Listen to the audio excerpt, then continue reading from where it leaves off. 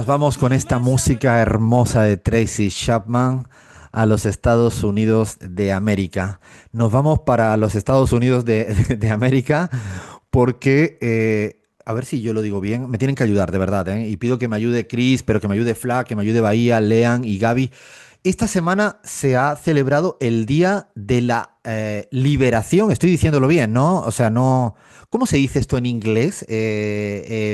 Cris, ayúdame, porfa, porque si no, Zoe se va a reír de mí. Zoe es mi sobrina. ¿Cómo se diría exactamente el nombre que le ha dicho el señor Donald Trump a la celebración de esta semana? Liberation Day, Alfredo. Día de la Liberation. liberación, de todas maneras. Liberation Day, o sea, pero este día, y lo pregunto ahora desde la ignorancia, ¿no existía o existía y coincide con otra fecha histórica que yo desconozco en las efemérides de Estados Unidos? ¿O es él dijo, o sea, porque hay que tener un ego grande, va a decir, hoy voy a celebrar, imagínense, ¿no? El Día de la Liberación. O sea, ¿esto es cosa propia del señor Donald Trump? Pero ¿y cómo no va a ser cosa propia del señor Donald Trump, Alfredo, si su personalidad es esa, ¿no? Casi que gobierna por plebiscito, es decir, tira un nombre ribombante y luego al sonar de los aplausos, entonces muestra todo lo demás. Y yo creo que, bueno, como esta semana lo comentábamos en privado, ¿por dónde, no? Entrarle a este tema, porque, bueno, todos estamos hablando de lo que sucedió, como debe ser, y vamos a seguir haciéndolo. Pero yo creo que más allá de entender cómo Donald Trump y su gobierno, no sé, por ejemplo, hizo el cálculo de los aranceles que estuvo y fue trending ¿El topic, sorteo ¿no? te refiere? Yo Sí, estoy prácticamente. convencido que fue un sorteo. Era cuando mi madre iba al bingo. El 44 se lo damos para, no sé, yo creo que, te lo prometo que yo cuando salió con el tablero este, como de la, algo así habrá sido, ¿no? Por ahí, bueno, eso es muy típico de Estados Unidos, ¿no? Por ahí el arancel este que le puso a las Islas Heard a McDonald's, ¿no? Hay una isla que se llama así, que es un archipiélago ahí en el Océano Atlántico, propiedad de Australia, que tiene una población de cero, ¿no? Está habitada literalmente por pingüinos, y bueno, se dice O sea, le puso que un lo arancel a los que pingüinos. le puso el arancel a los pingüinos porque se dice que, bueno, que es importante que se produzcan más pingüinos en Estados Unidos porque ¿quién va a poblar Groenlandia, ¿no? Cuando la ocupen. Pero bueno, Alfredo, chiste aparte, yo creo que como todos los bullies, ¿no? Es su propia vulnerabilidad lo que le empuja a atacar, ¿no? Detrás de esa retórica grandilocuente, imperial de Donald Trump, se esconde realmente un gran talón de Aquiles que hace que Estados Unidos, bueno, sea mucho más débil de lo que realmente parece. De hecho, esta imposición de aranceles es una señal en sí misma, ¿no? Del declive de Estados Unidos más que una afirmación imperial. Entonces yo creo que habría que empezar a preguntarse, ¿no? Las razones de por qué, más allá de lo obvio, de lo coyuntural.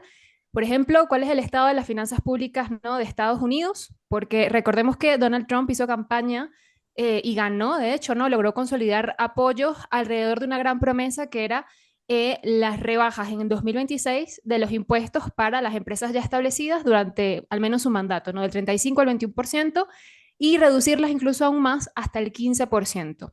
Lo que pasa es que Trump no va a poder hacer nada de esto porque a menos, ¿no? de que logre contener, en este caso, la dinámica y el peso de la deuda pública y ¿Cuánto poder debe hacer, Estados Unidos? Os digo, digo, a mí agarren la calculadora para entender la dimensión de la deuda que tiene los Estados Unidos de América. O sea, yo voy a apuntar porque los ceros yo ya no sé cuántos voy a tener que poner. A ver.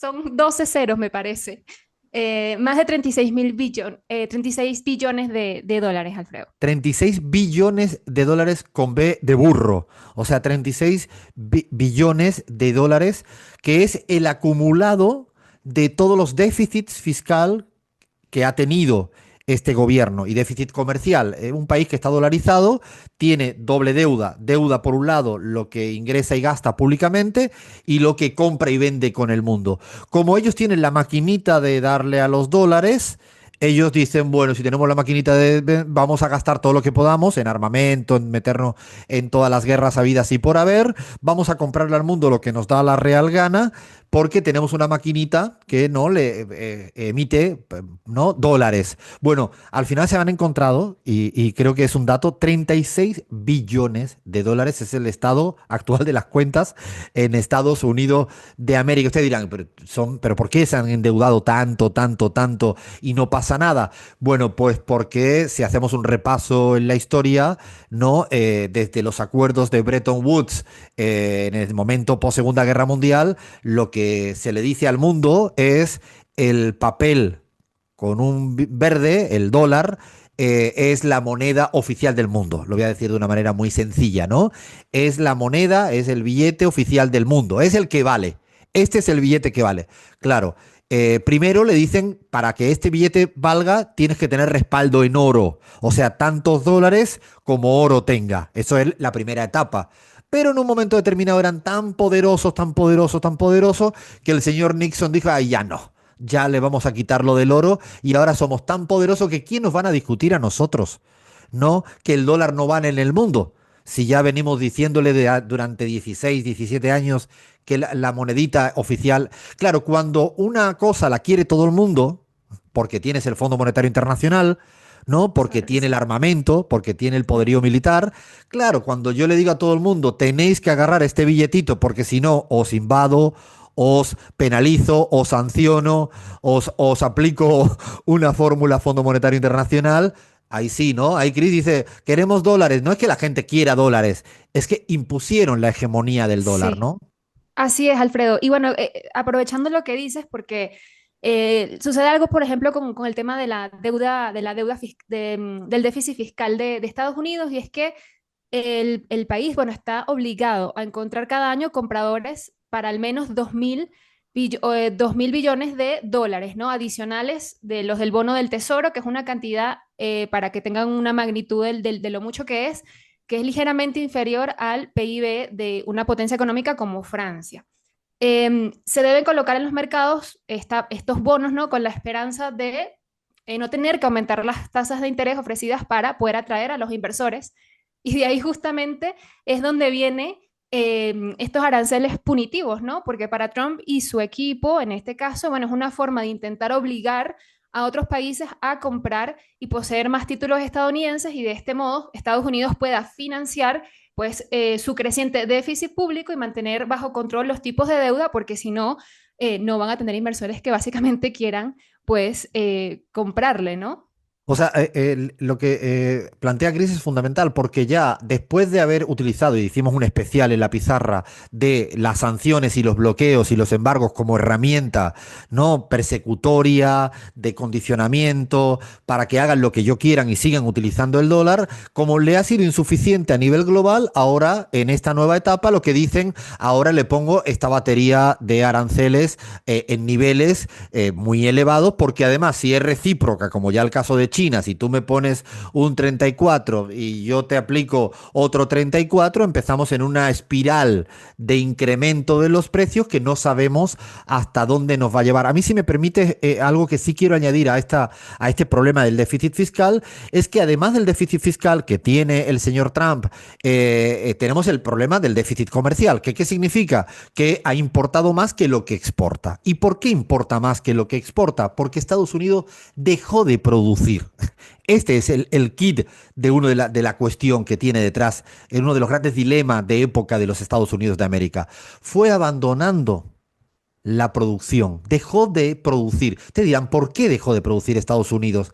Porque eso es muy interesante. A mí me gusta como llamarle, no yo, sino los autores que han escrito mucho sobre esto, es una suerte de efecto boomerang del neoliberalismo.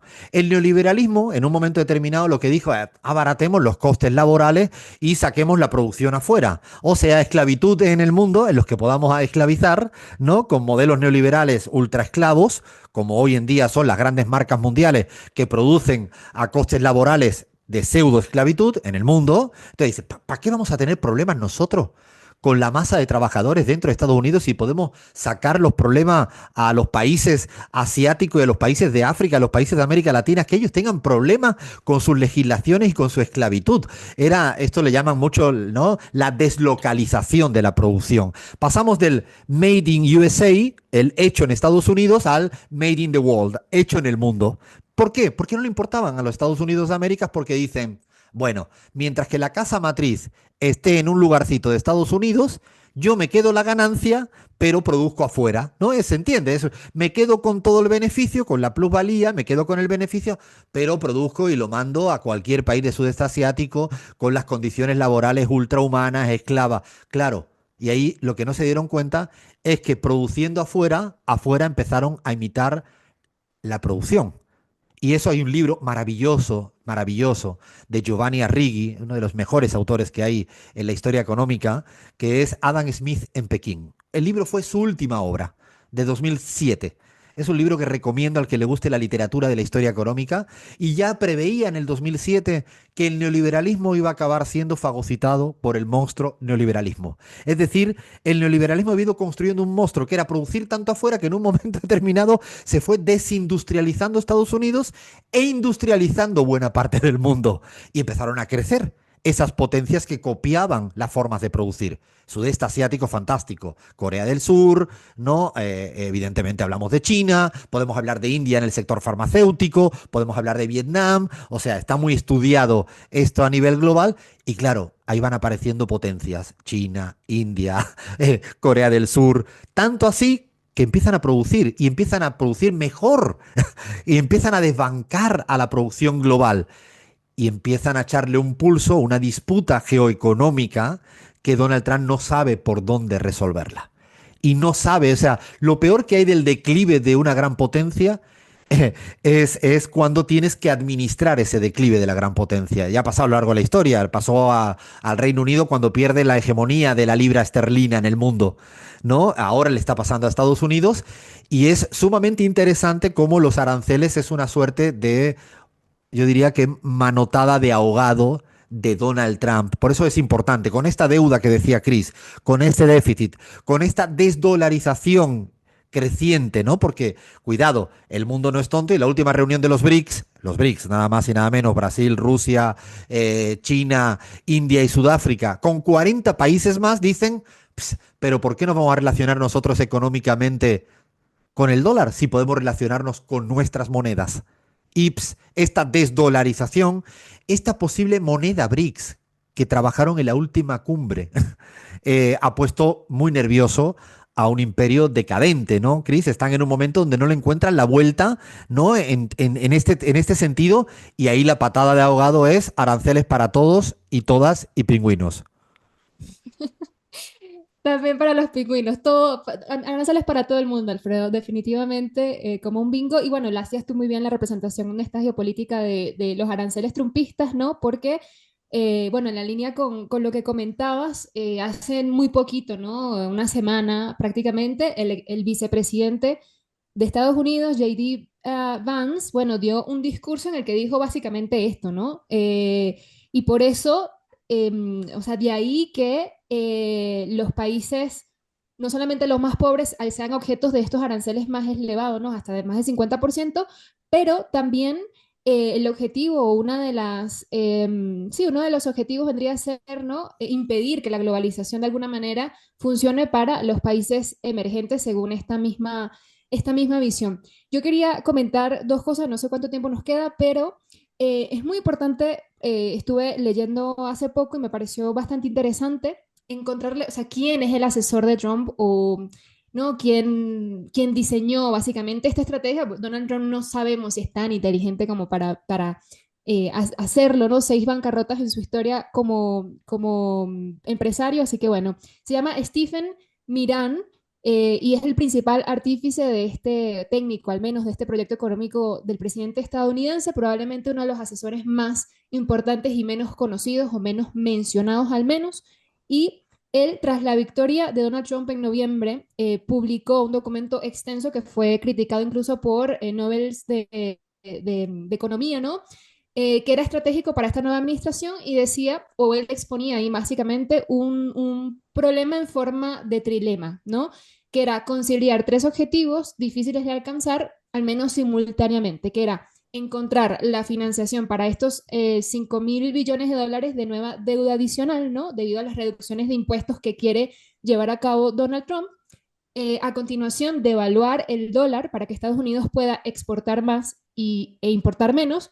Y por último, mantener bajo los rendimientos de la deuda estadounidense a fin de preservar los tipos de interés moderados y garantizar, obviamente, el estatus y la hegemonía del dólar como moneda de reserva dominante del mundo. Así que es un documento muy interesante y por ahí no tiran pistas bastante obvias de lo que están haciendo y de lo que quieren hacer y los motivos por los cuales. Claro, ya, además vamos a colgar ese documento en nuestras redes sociales porque es compleja la toma de decisión del por qué hace estas salidas desesperadas en este momento histórico.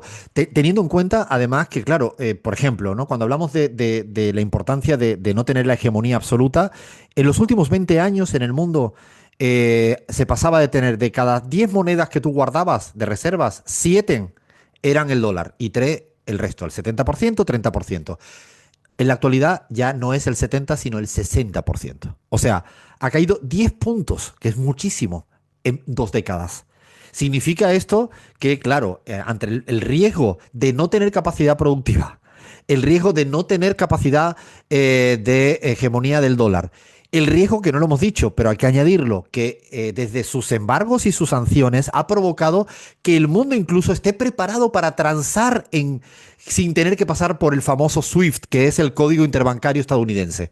Eso ha provocado que Rusia y China se relacionen entre sí sin necesidad de tener que pedirle que la transacción pase por Washington o por ningún banco de Estados Unidos. Todo esto provoca una dificultad. Teniendo en cuenta, yo sí quisiera decirlo, que cuidado que estamos diciendo que se está poniendo en jaque el libre comercio. No, yo ahí sería muy prudente. El libre comercio hace mucho tiempo que no existe porque hay algo que se llaman barreras para arancelarias, que significa te pongo barreras a que entre tu producto porque no cumple una norma de calidad, porque no cumple una exigencia fitosanitaria, porque no cumple una determinada cuota de importación. Estas barreras, que no son aranceles, cuidado que las viene practicando Estados Unidos y Europa y las grandes potencias hace mucho tiempo. O sea, no sería sensacionalista en decir que está en jaque hoy en día una discusión proteccionismo, libre comercio. Es un poco más complicado. Y dejamos para el final el momento de ¿y qué va a pasar a partir de ahora? Nosotros sabemos qué va a pasar en la pizarra. No tenemos ni la remota idea de lo que va a pasar. O sea, todos los agoreros que ya no paran de decir, pues esto es como la pandemia, no saben lo de libros que se escribieron en el momento, que explicaban cuáles iban a ser las consecuencias, la humanidad se va a hacer peor, mejor, partir por la mitad, dividir por tres, ¿no? Que eran todos. Yo recuerdo a Álvaro García Linera que me dijo: Alfredo, evitemos hacer análisis precoces. Bueno, yo creo que nadie en este momento sabe el devenir de esta situación, esta disputa global. No sabemos si va a ser una espiral inflacionaria, si va a haber Cuidado, que también Trump lo ha demostrado con México, ¿no, Chris?